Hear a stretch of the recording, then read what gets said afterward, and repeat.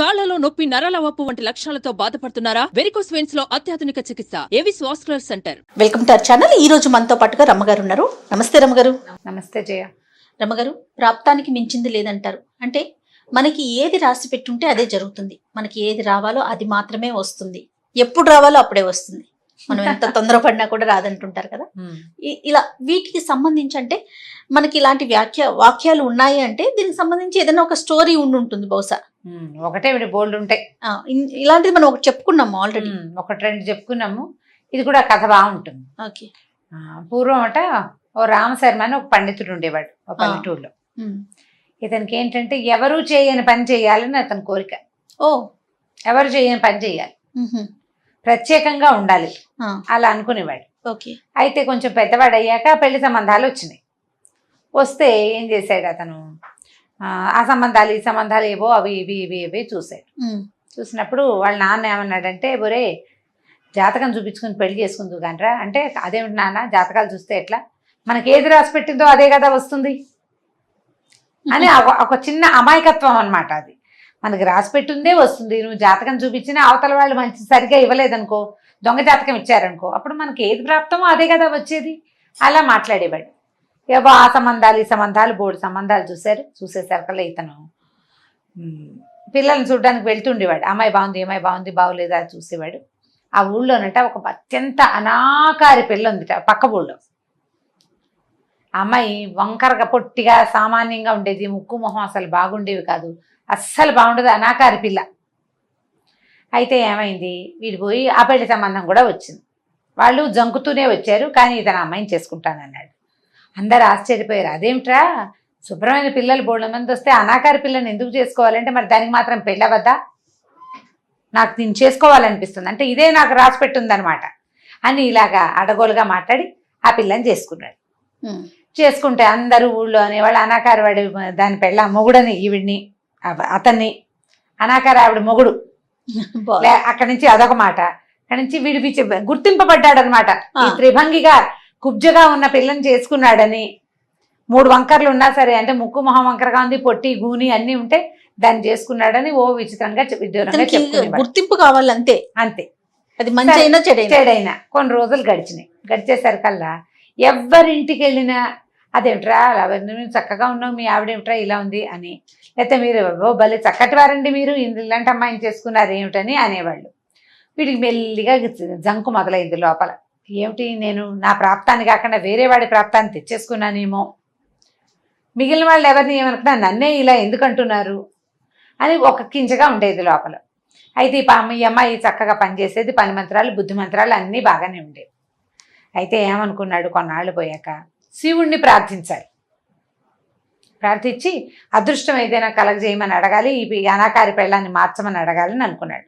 అనుకుంటే బాగా ఆలోచించాడు. వీడు కొంచెం తెలివి తక్కువ వాడు, కొంత ఏదో అమాయకత్వం ఉంది కదా, నేనే కదా భగవంతుడిని, అంటే ప్రతి వాడిలోనూ దేవుడు ఉంటాడు.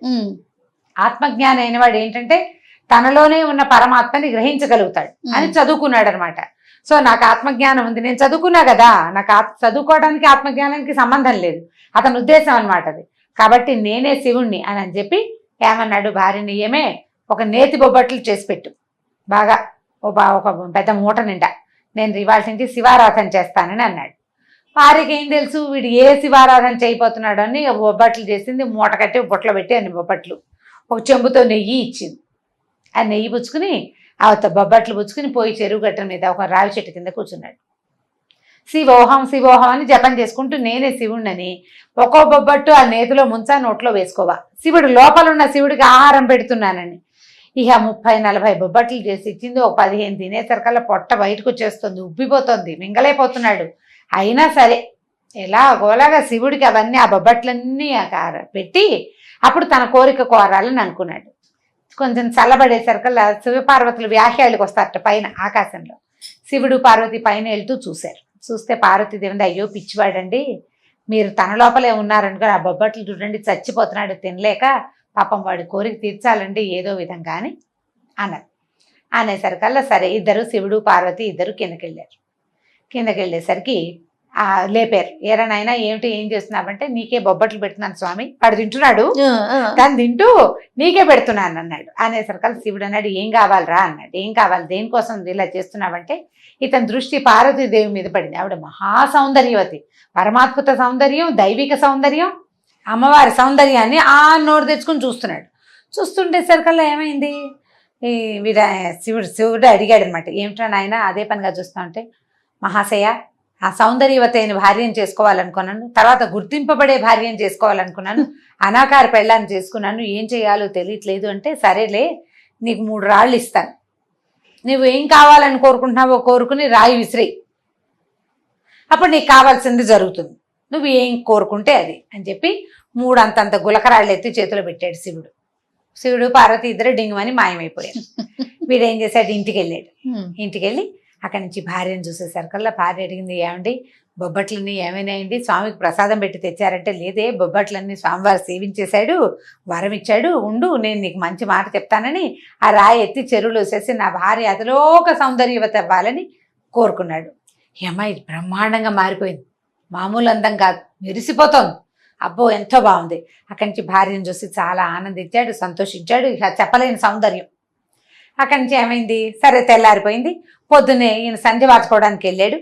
ఈ అమ్మాయి ఏమో మంచినీళ్ళు తెచ్చుకోవడానికి చెరువుకు బయలుదేరింది.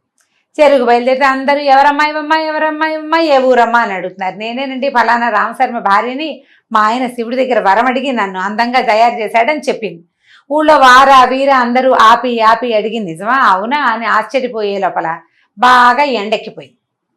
ఆయన ఇంటికి రాలేదు ఇంకా చెరువు నుంచి.